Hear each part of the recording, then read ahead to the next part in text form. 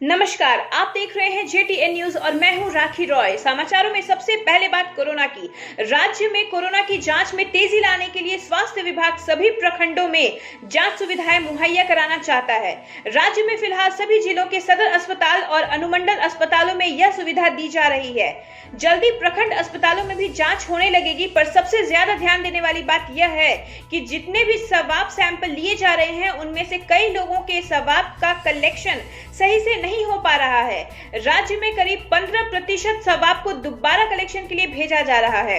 ऐसा इसलिए क्योंकि अधिकतर टेक्नीशियन अनट्रेन्ड हैं। सरकार की ओर से प्रॉपर ट्रेनिंग नहीं दी जा रही है, इसलिए यह समस्या खड़ी हो रही है। झारखंड बिजली वितरण निगम लिमिटेड के अंतर्गत काम कर रहे संविदा कर्मियों का भुगतान रुका हुआ है। यह भुगतान संविदा कर्मियों के एरियर का है जो 3 साल से रुका हुआ है। वहीं पिछले 3 महीने से इन संविदा कर्मियों के मानदेय का भुगतान नहीं हो पाया है। मुख्यालय की ओर से राज्य के विभिन्न बिजली आपूर्ति क्षेत्र में अलग अलग एजेंसियों को इस काम के लिए नियुक्त किया गया है। दिसंबर 2016 में इस संबंध में टेंडर फाइनल किया गया था, जिसमें राज्य भर के अलग अलग एजेंसियों का चयन किया गया था। इन एजेंसियों के अंतर्गत लगभग 4000 संविदा कर्मी कार्यरत हैं जो मानदेय और एरियर से वंचित हैं।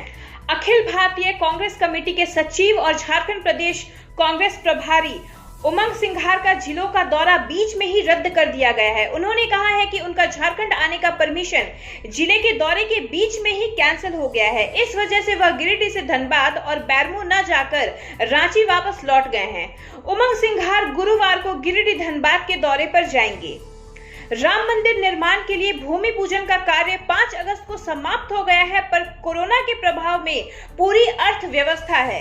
रोजगार खत्म हो गए हैं, मिडिल क्लास की आमदनी खत्म हो गई है। नौकरी पेशा मिडिल क्लास लोगों की आमदनी या तो कम हो गई है या फिर बढ़ी ही नहीं है, जबकि महंगाई बढ़ती जा रही है।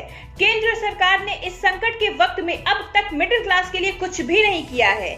दुनिया भर की सरकारें मिडिल क्लास के लिए बहुत कुछ कर रही है। ऐसे में अब सरकार से यह पूछा जाना चाहिए कि उसने मिडिल क्लास के लिए क्या सोचा है, और सरकार को भी बताना चाहिए कि उसने मिडिल क्लास को राहत देने के लिए क्या तैयारी की है, क्योंकि कोरोना का सबसे ज्यादा असर मिडिल क्लास की अर्थव्यवस्था पर पड़ा है। झारखंड प्रदेश कांग्रेस प्रभारी राज्य के दौरे पर हैं। कांग्रेस का राजनीतिक दरबार लगातार लगा जा रहा है। नई सरकार बनने के बाद पहली बार कांग्रेस का राजनीतिक पारा चढ़ा हुआ है। उमंग सिंघार 2 कामों को प्रमुखता दे रहे हैं। पहला, नए कांग्रेस अध्यक्ष के नाम पर विचार हो रहा है। दूसरा, विधायकों की नाराजगी दूर करने की कवायद श्री सिंघार कर रहे हैं।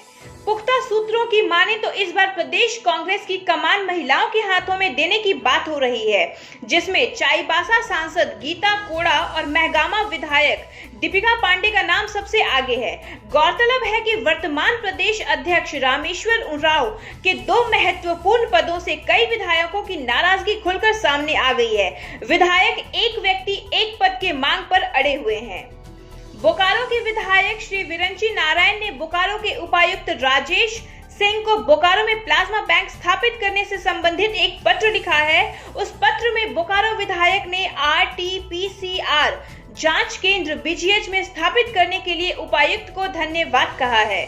बोकारो उपायुक्त ने गोपनीय कार्यालय में कार्यरत कुछ कर्मियों का कोविड-19 केस में पॉजिटिव रिपोर्ट आने के बाद गोपनीय कार्यालय से कार्यों के प्रति क्षेत्रों से अफवाहें आ रही हैं। इस पर उपायुक्त राजेश सिंह ने स्पष्ट किया है कि गोपनीय कार्यालय के साथ साथ अन्य कार्यालय भी नियमित रूप से संचालित हो रही हैं।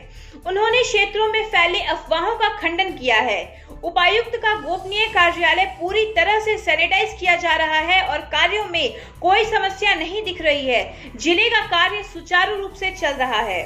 बोकारो के उपायुक्त राजेश सिंह ने आदेश जारी कर कहा है कि बोकारो जिला अंतर्गत राष्ट्रीय स्वास्थ्य मिशन के तहत कार्यालय लैब टेक्नीशियन ANM और GNM जो हड़ताल पर गए हुए हैं, वह सभी 7 अगस्त तक अपने अपने कार्यालय में योगदान देकर अपने दायित्व का निर्वहन करना सुनिश्चित करें। उन्होंने कहा है कि संबंधित कर्मी यदि 7 अगस्त तक अपने कार्यालय में योगदान नहीं देते हैं तो ऐसी परिस्थिति में संबंधित कर्मियों के विरुद्ध आपदा प्रतिबंधन अधिनियम की धारा 56, 57 और 65 के तहत सेवा बर्खास्त करने की कार्यवाही करनी पड़ेगी। सराफा बाजार में 24 कैरेट सोने का भाव 56,600 प्रति तोला यानी 10 ग्राम तक पहुंच गया है। वहीं इंटरनेशनल मार्केट में भी एक औंस गोल्ड का रेट $1,800 के ऊपर ट्रेंड कर रहा है। एक बड़ा सवाल यह है कि इसमें रेट क्यों बढ़ रहे हैं, जबकि घरेलू डिमांड नहीं है और कोरोना के चलते पिछले 2 महीने से गोल्ड इंपोर्ट भी नहीं किया गया है। ऐसा पहले भी देखा गया है कि गोल्ड का रेट बढ़ेगा और डॉलर टूटेगा। कंडीशन उसी तरफ जाती हुई लग रही है। गोल्ड 2 वजहों से बढ़ता है, या तो फाइनेंशियल क्राइसिस हो या इंटरनेशनल लेवल पर युद्ध जैसे हालात हों। फिलहाल दोनों ही बातें हैं। गौरतलब है कि भारत सोने का सबसे बड़ा खरीदार है। आज के समाचारों में बस इतना ही। कल आपसे फिर मुलाकात होगी, तब तक के लिए नमस्कार।